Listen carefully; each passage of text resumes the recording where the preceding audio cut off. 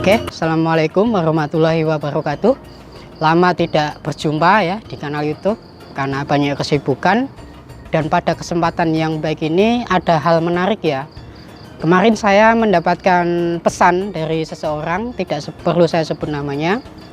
Beliau bertanya, apa sebenarnya yang dimaksud dengan Islam kejawen itu? Ya, jadi begini. Saya akan mencoba menjawab pertanyaan beliau itu lewat topik kita kali ini. Ya, jadi Islam kejawen itu ada, itu belum terlalu lama ya, dan menjadi sebuah identitas keagamaan. Yang dulunya dia itu hanya sebagai identitas budaya saja. Dan itu sebenarnya tidaklah ada masalah ya, ketika dia hanya menjadi sebuah identitas kebudayaan. Namun bisa menjadi suatu permasalahan tak kala ketika dia menjadi sebuah identitas keagamaan. Nah, siapa sebenarnya yang menumbuhkan kejawen itu sebagai sebuah identitas keagamaan? Dan ternyata itu adalah penjajah Belanda ya. Jadi begini, ada satu peristiwa ya yang membuat Belanda itu sangat trauma ya, yaitu Perang Diponegoro di Jawa, dan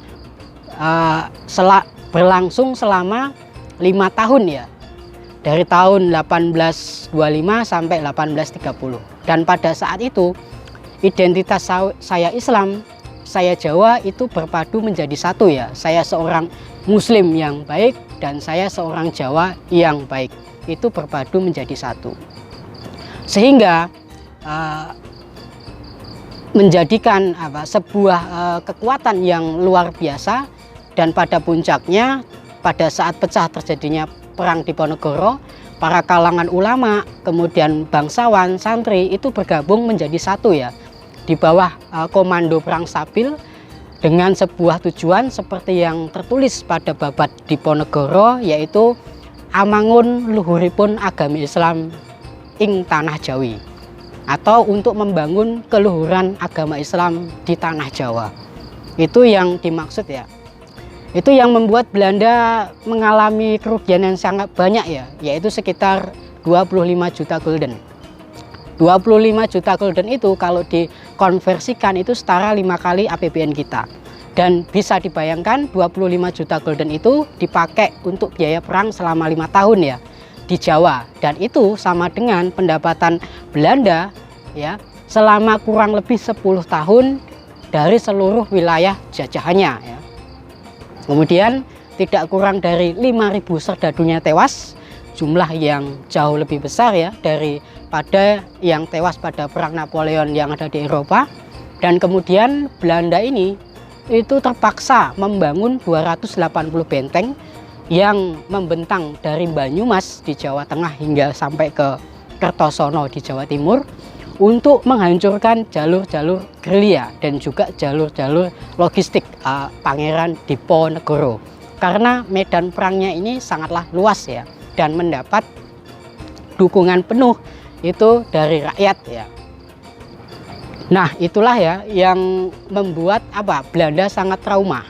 Dan kalaupun ada Diponegoro baru ya, yang kemudian bangkit ya untuk memimpin umat Islam dan orang Jawa ya melawan penjajah Belanda ini ya, maka ini sangatlah berbahaya ya, dan menjadi ancaman serius bagi posisi Belanda khususnya di Pulau Jawa. Nah, dari itu ya, pada tahun 1832, tepatnya di bulan Oktober tanggal 29 kalau saya tidak salah, Belanda mendirikan sebuah Institut der Java Taal de Surakarta, atau istilahnya itu Institut Bahasa Jawa di Surakarta ya, yang dipimpin oleh seorang orientalis bernama JFC Girige ya. Namanya itu hanya sebuah lembaga bahasa Jawa ya. Namun akan tetapi ya, maksud dan tujuannya itu yang terpenting dari lembaga ini adalah untuk membangun sebuah identitas kejawaan yang terpisah dari nilai-nilai keislaman ya. Sehingga propaganda dari lembaga ini yang kemudian menerbitkan berbagai macam karya sastra di Jawa ya, itu memberikan sebuah opini ya atau pandangan ya. Kalau saya Jawa, saya tidak mungkin untuk bisa menjadi seorang Muslim yang baik atau seutuhnya. Karena apa? Ya, Jawa itu biasanya identik akan animisme dan dinamisme ya. Jadi saat itulah ya baru diperkenalkan ajaran suatu kepercayaan bahwa Jawa itu identik akan animisme dan dinamisme. Padahal itu tidak benar ya. Nah, begitu juga sebaliknya ya. Kalau saya Islam, saya tidak mungkin menjadi orang Jawa seutuhnya karena akidah Islam tidak akan mungkin bisa menghayati sebuah nilai-nilai kebudayaan ya, kebudayaan Jawa yang benar-benar dihayati oleh para penganut kejawen ini ya.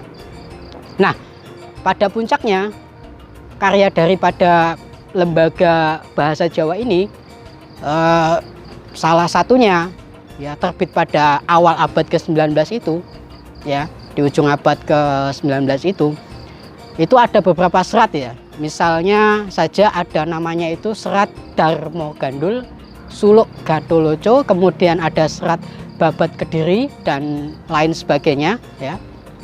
Masih banyak itu.